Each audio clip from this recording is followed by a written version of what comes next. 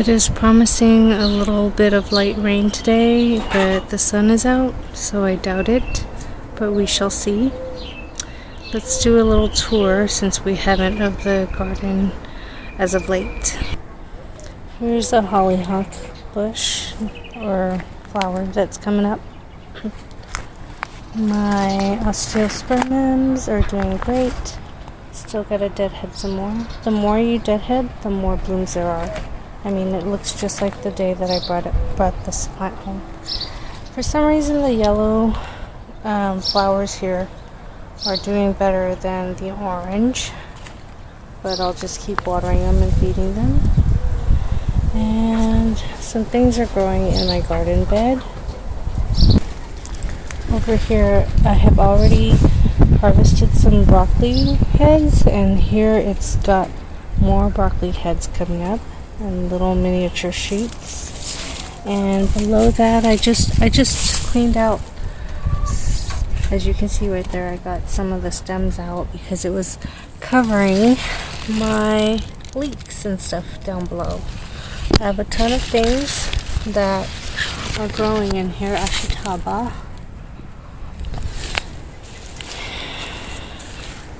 Peppers don't seem to be growing very much, but I'm giving it some time. This area has always been pretty bare, and I don't know if we watered too roughly or if it was too cold, the green onions that were supposed to grow here. So I put in some more brassica seeds and cilantro seeds.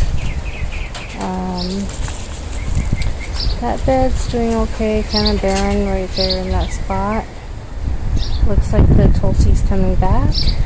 Lots of brassicas. And I'm kind of leaving my propagations and seed starts alone here, seeing if they come up.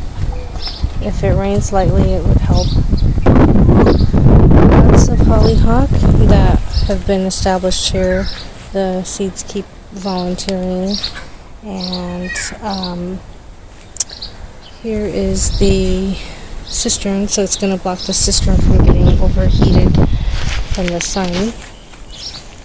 And some canna lilies here. Sorry about that, I keep wanting to say calla versus canna. My roses are doing great. Plumeria are doing great. More canna lilies, hollyhocks, borage, tiny little papaya. Hopefully they make it. More borage, volunteer something or another, ginger. Here are my plant beds growing things. Some new greens coming up. Onions. Garden bed. What shall soon, I hope, be my green beans. Green beans with a volunteer something or another there from last year. Another garden bed. Looks like the chijimisai are growing really well over there, and a few other plants I could see. The nasturtium coming up really well. That's the chijimisai, Japanese greens, and this looks to be Munstead lavender, or, well, it doesn't look like lavender, but we'll see what it is. My apple tree is blossoming. It's four varieties in one tree. Love that. So such space-saving technology. So all kinds of plants. My figs are coming back. My apricot tree is starting to leaf up along with the blossoms. The stargazer lilies are coming up. Canna coming up. All sorts of things are coming around. My basil.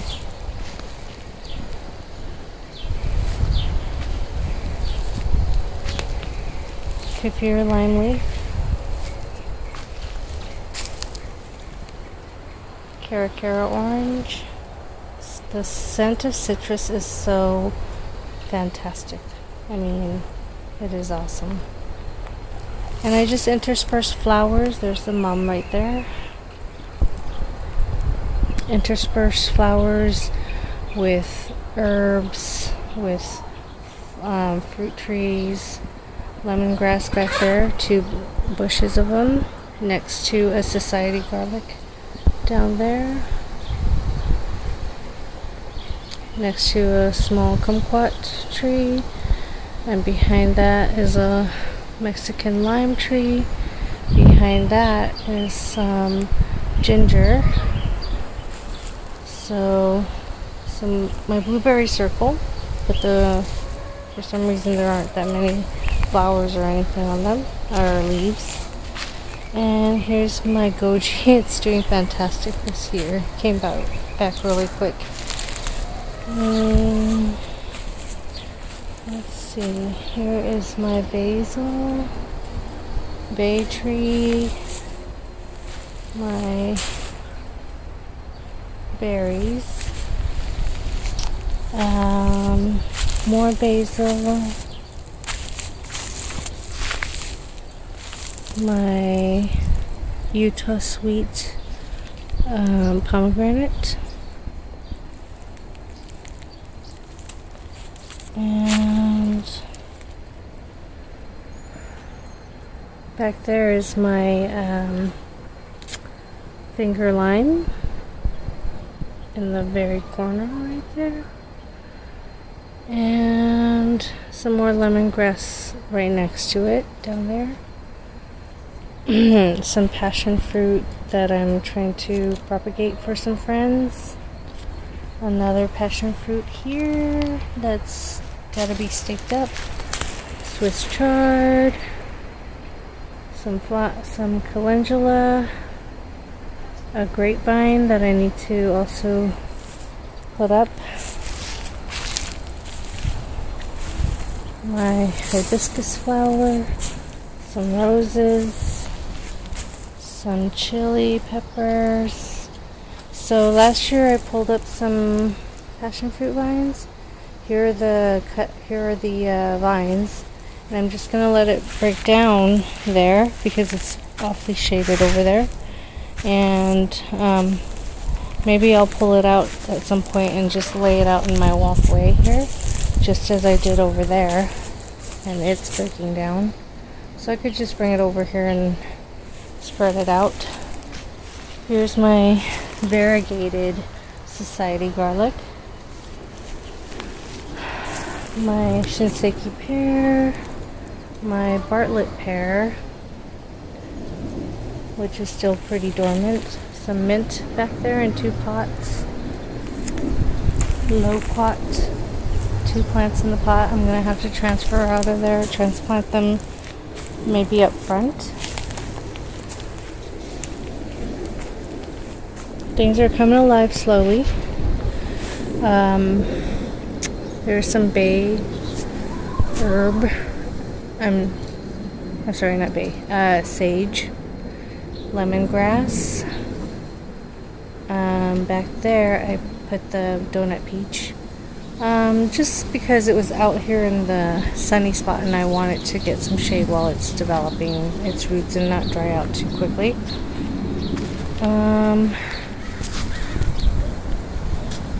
Some volunteer flowering plant next to my plumeria, which is gonna do fantastic. More ginger. My passion fruit is starting to go over again, nice and lush and green. Another fig. My worm tower. Over here it doesn't look like much, but the kids planted some corn, and I'm hoping that it'll fill in and kind of block out and shade out the chickens so they can have some coolness in the summer. So guys, I was told that, well, it's been projected that this year is going to be a pretty dry year, despite it being cold and somewhat wet in the north. It's going to be really dry this year, another drought. And so I'm just trying to get a head start on filling in everything, making it real green, and have some tall plants and some shorter to shade out some of the shorter plants and just make it real lush. And so that's why you want vertical trellises and stuff and things growing up it to provide more shade. Otherwise it'd be really, really hot. So here my daughter planted a Cosmo, the double rose, and it's looking really good. And a lot of plants over here in my garden bed. And the chickens are getting bullied. The little chicks are getting bullied by the bigger, more mature hen. But over time I hope that they'll straighten themselves out. And so I just want people to be more aware that even though there are floods and things like that in some states, other states are really dry, really arid, and I hope we don't have a huge long streak of drought again. So try to be water wise and try not to waste too much water on things, and try to reuse your water. So the water that you use to wash your vegetables with, you can completely reuse that water and water your plants again, you know. So I usually water all my plants, wash my plants in a tub in the sink, and then I remove the vegetables into another container. Then that tub of water goes to water my avocado trees or other fruit trees. And then so you can use that water twice and not be using twice as much water. So that's one way of kind of conserving valuable resources, especially since it's potable water. So something to keep in mind, a tip from here. What else do I reuse water? So when I give the chickens some water in a milk jug, I just cut off the top and I fill it with water, and they just drink from there as well. That's extra water in the summer. By the next day they won't have finished it up, so I'll just pour it down at the bottom of the base of a tree as well.